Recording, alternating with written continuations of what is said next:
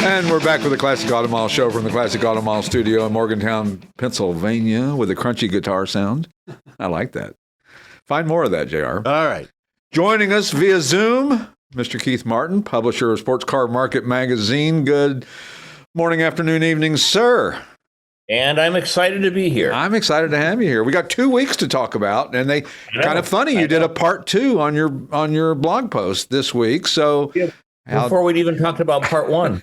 Exactly. So let's talk about part 1, which is titled Charges, Flushes, and Lubes. Is that a...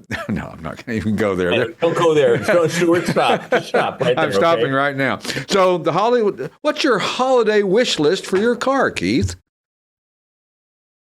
Are you asking me my question? That question? Yes, I am. What's my holiday wish list? I'd like to get the things done that I put in my blog.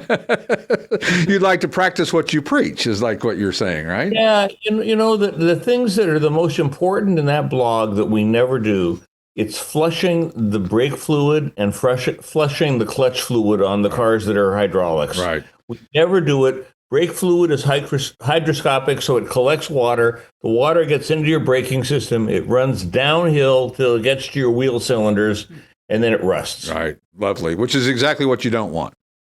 Well, and we just don't do it. You know, Right. You just don't pay any attention to it because there's really no warning that it's going bad until it's bad. Yeah, it's not acting up. It's not shifting erratically. It's not braking erratically. Everything is just kind of status quo.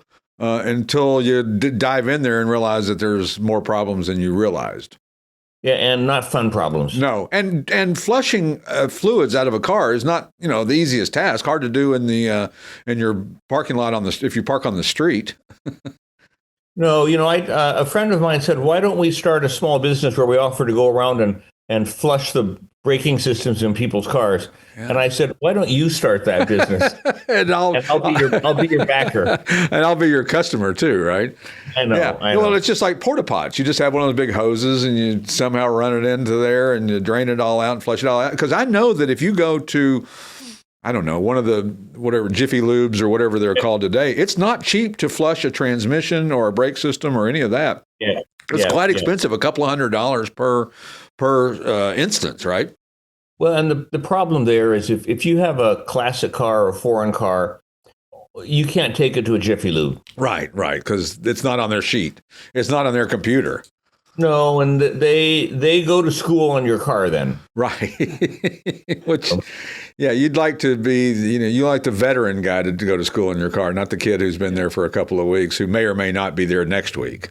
Yeah, that's another problem we can talk about someday is what's happening as all these older mechanics retire. I know. Like with the guy Nasco, who's in his 70s, who's always taken care of my Alphas for 50 years. I had a broken window winder, and to Nasco, it was just, oh yeah, it's a broken window winder. I know how to fix that. Right. Didn't have to explain it. Yeah. Yeah, but to another shop, it's, oh, well, we got to take the door apart and see what's going on in there, and I'm not sure this part's available anymore. I mean, it's just because they just don't know. Right. And they don't want to tell you they don't know because then you're not a car guy if you say, you can't say you work on cars if you don't know something. You can't say, oh, I don't know that.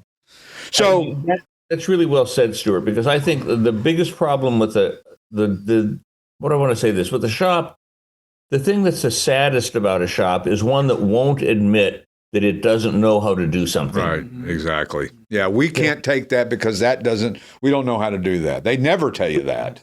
I don't do they'd never do that. And that just leads to catastrophe. Right.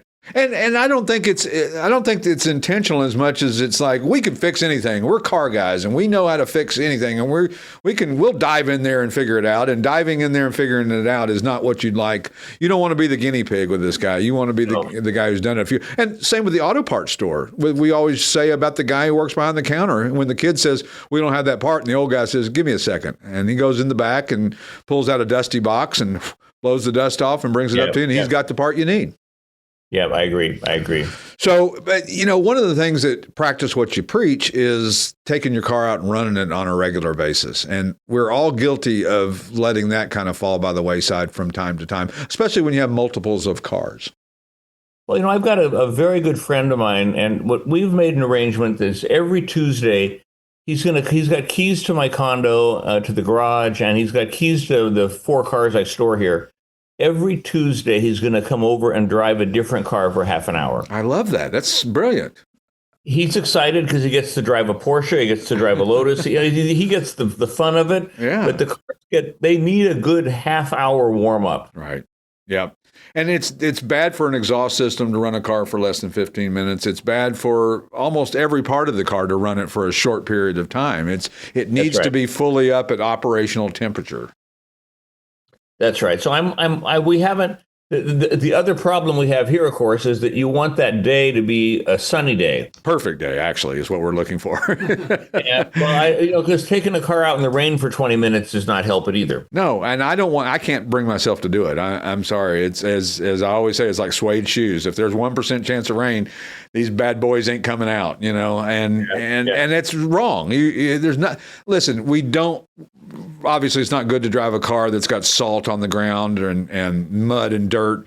But if it's just water, it's probably not the end of the world for 20 minutes or so. But I'm such a stickler. I'd want to put it on the lift. I'd want to clean it, wipe it down. I'd want to do all this. Yeah. And then a 20-minute drive would turn into 4 days.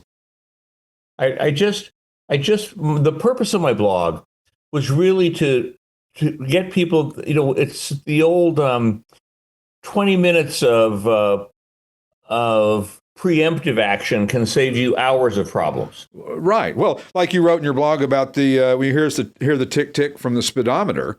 Yeah. You know that thing is getting ready to go bad, and if you ignore it, you're going to regret it. Yeah. Yeah, this is not a bad time of year to make a little list and take your car to the shop and say, can you just attend to these things? Right. And then part 2 of your two-part blog is Winter Storage Part 2. And interesting that and I had never really thought of this, that you talk about storing convertibles with the top up, not down. Yeah, I'm just making my best guess at that, but I would rather see my top stretched out. Right. Then see the folds in it, and especially with the rear plastic window. Right. Even you still put a towel in that window when you fold your top down. Right. Of course. But I just think it makes sense to have that fabric stretched out rather than collapsed. Sure. Well, I think that a lot of people, there's always schools of thought of people thinking there's one way to do something or another way to do something, but I think that if you've got your car stored in an area that there's any kind of moisture, it could be bad for the top, especially if it was pushed together and wouldn't have a chance to maybe air out and dry out like it should. But there's a lot of other things that moisture can cause problems with it too, interiors and electronics and all of that. Right, I agree. So the most important thing in that blog actually was my statement that you should have your seat cushion recovered. Right. Yeah, I hadn't thought of that one.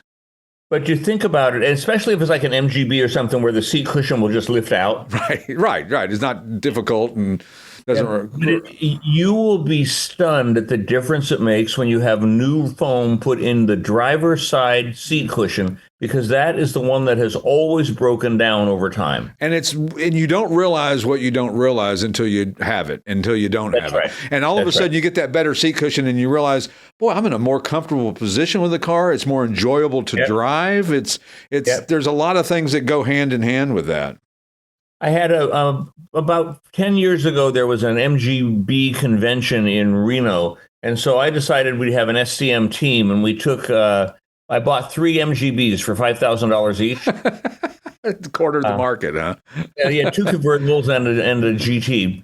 And spent about $2,000 having the front suspensions rebuilt, and then having the seat cushions redone on the driver's side only. And I'll never forget the difference. I thought I had a new car when I got into it. Isn't that crazy? You're so used to something not being right that it doesn't feel abnormal until it's like wearing glasses and you don't wear glasses for a number of years, and then you put them on and you go, oh, I've been missing a lot.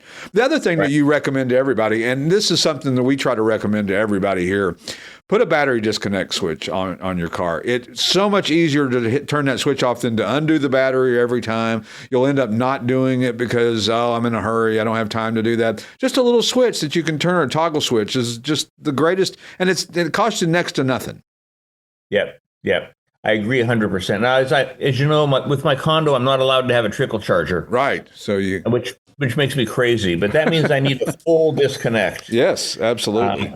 And the battery will sit and last for a long time. The other thing I learned, Stewart, which was I've got a 2020 Hyundai Elantra. Right. And the battery went dead in the car when I was sitting for a while. And I found out that just setting the alarm on that car it creates a parasitic draw. Oh, I didn't know that. So I'll have to add that to my list. And I leave the car parked down in the garage, unlocked, and with the alarm not set. I'd rather have somebody open my door and rifle through my glove box than break my window. Or remember, they used to bust out the bottom of your glove box if you had if you actually locked the glove box. And I leave the glove box laying open so they can see what they're not going to get. Yeah, and then there's nothing in it. Do you put fuel out of Stabil in your cars over the winter?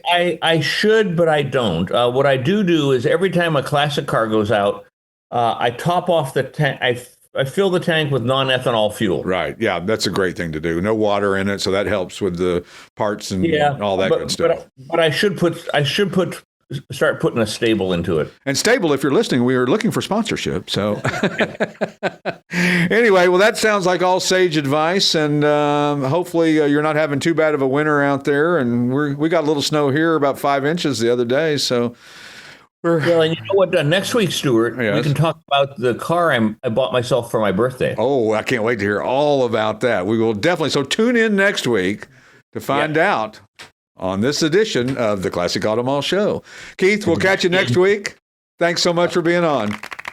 Take care. Here's a special offer from Sports Car Market Magazine. Get a 6-month subscription for just $19.95 by going to sportscarmarket.com/test drive and the number 6. That's sportscarmarket.com/test drive 6. If you're a buyer, a seller, or just general classic car enthusiast, publisher Keith Martin says, we've been around almost 40 years. It's the Wall Street Journal of the collector car world. Activate your 6-month trial of Sports Car Market Magazine by going to sportscarmarket.com/test drive 6. Offers for a limited time. Be in the know with Sports Car Market. The Classic Auto Mall Show with their host, Stewart Howden. Available on classicautomall.com, YouTube, or wherever you get your podcasts.